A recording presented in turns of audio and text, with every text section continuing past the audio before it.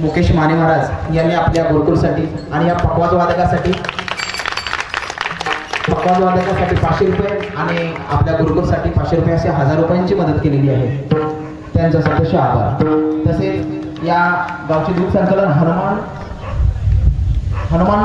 दूध संकलन यांच्याकडून 1100 रुपये 100 रुपये असं मदत त्यांनी आपल्या गुरुकुलसाठी जाहीर केलेली आहे. त्यांचाही खूप आभार.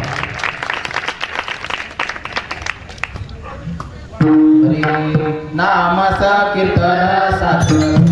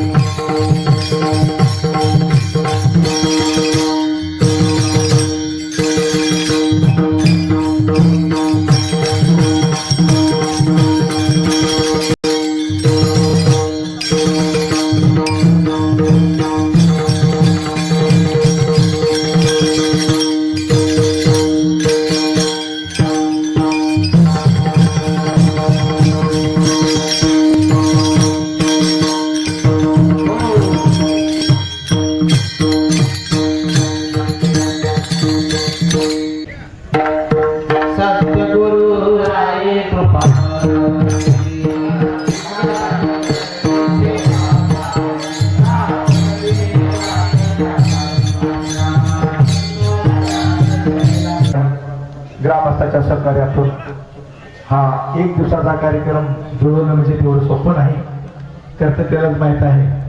आणि एका दिवसाच्या कार्यक्रमामध्ये अशी उत्कृष्ट शोभा वाढवली. या कार्यक्रमाला गगनगिरी श्री स्वामी गगनगिरी वारकर शिक्षण संस्था जत यांच्यासाठी आमच्या विश्व वारकरी संस्थेचे उपाध्यक्ष दीपक महाराज भाऊसू गायकवाड सर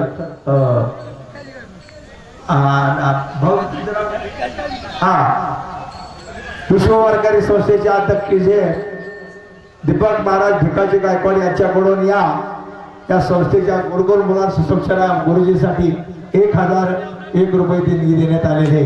त्यांचा आभार.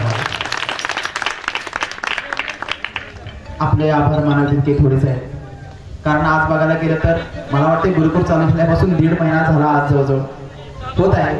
तर या 1.5 महिन्यामध्ये हा पहिलाच कार्यक्रम असेल तुमच्या गावामध्ये.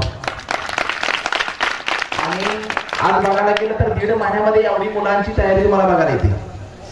तसं बघायला गेलं तर काही हा पकवाज वादक आता 1-2 वर्ष झालं शिकतोय माझ्याकडं. काही मुलं पण जुनी आहेत, नाही असं नाही. ही जी लाईन आहे ती पूर्ण नवीन आहे ही लाईन.